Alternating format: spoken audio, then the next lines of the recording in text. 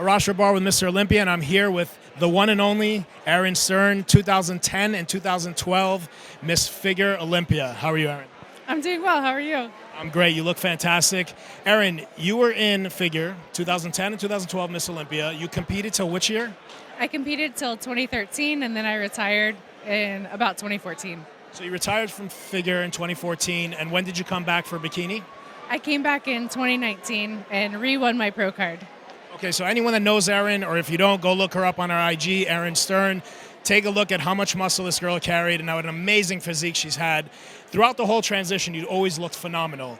But what do you do to transition from Figure Miss Olympia to competing in bikini at this level? It was a lot of moving muscle around. So I basically dropped 7 pounds off of my upper body and put it on my lower body. And in one of my off seasons, I stopped eating protein almost completely, and I just ate basically carbs to try to starve the muscle off. And it took about 3 years to do it.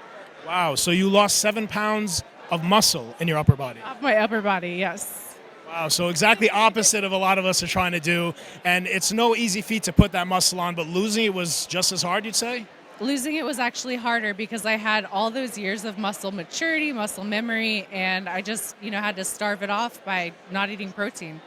That is insane. I can't imagine. Did you train during this time? Like, what does your training look like for that transition? Did you train more to try to get smaller and lose muscle, or did you stay away from weight training because you didn't want to gain or maintain the muscle you had?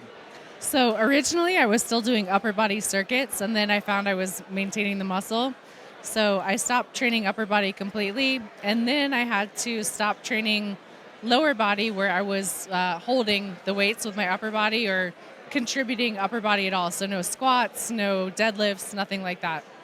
That is very, very interesting. Thank you for sharing that. Now, for someone that's been competing as long as you have, and you've gone through some journeys, being at the top, retiring, any words of wisdom for any competitors out there that kind of have fallen back, have taken some time off? A lot of people haven't competed because of COVID and some personal issues, or people that were at the top and kind of, fell back down. Like, how do you keep going and have the motivation? Because I know personally it's not an easy task what you're doing.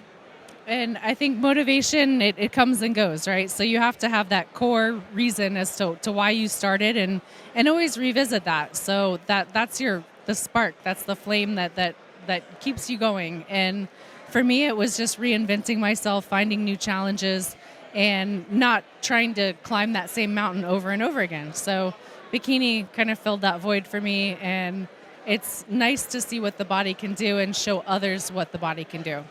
And one thing I have to mention about Erin, throughout that period of your retirement and the transition before you knew you were going to come back, Erin always keeps in shape, and she's an amazing role model for millions of women out there. So we commend you for that. We thank you for that. Would you be so kind to hit us a bikini pose before we sign off? Absolutely. Erin, you look phenomenal. Amazing job of the transition. We're rooting for you, and best of luck this weekend. Thank you.